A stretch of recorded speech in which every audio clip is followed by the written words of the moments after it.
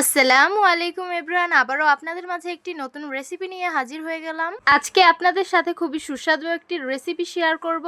এই রেসিপিটা একবার ট্রাই করলে বারবার খেতে ইচ্ছে করবে। তো এত কথা না বাড়িয়ে চলুন রেসিপিতে যাওয়া যাক। হলুদ লবণ দিয়ে পাঙ্গাস মাছের ডিমটাকে ম্যারিনেট করে নিয়েছিলাম, তারপর এটাকে সুন্দরভাবে সিদ্ধ করে নিয়েছি। চুলায় একটা পাত্র বসিয়ে দিলাম, পরিমাণ মতন তেল দিয়ে দিব। তেল গরম হয়ে গেছে, কুচিয়ে রাখা পেঁয়াজগুলো দিয়ে দিব, তারপর সুন্দরভাবে নেড়ে মিশিয়ে নিব। পেঁয়াজগুলো আমি হালকা ভেজে নিয়েছি, দেখতেই পারছেন।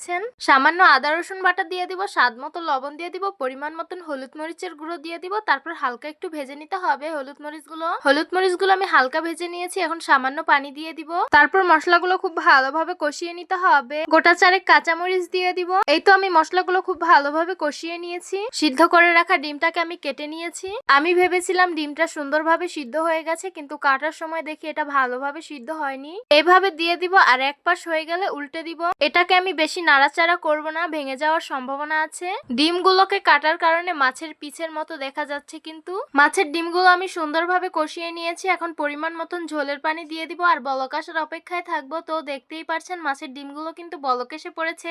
এগুলো কিন্তু আমি একটুও নাড়বো না, এভাবেই কুক করে নিব। ডিমগুলো যেহেতু আমি নাড়বো না, এটাকে সুন্দরভাবে ঝাঁকিয়ে দিব, না হলে তো নিচে পুড়ে যাবে। তাই ডিম রান্না কিন্তু হয়ে এসেছে। এখন পরিমাণ মতন ধনিয়া পাতা কুচি দিয়ে দিব, তারপর একটি সরা দিয়ে ঢেকে দিব। ডিমগুলো আমি আবারও ঝেঁকে নিব, যাতে নিচে না লেগে যায়। ডিম ভুনা কিন্তু হয়ে গেছে, এখন নামিয়ে পরিবেশন করে নিব।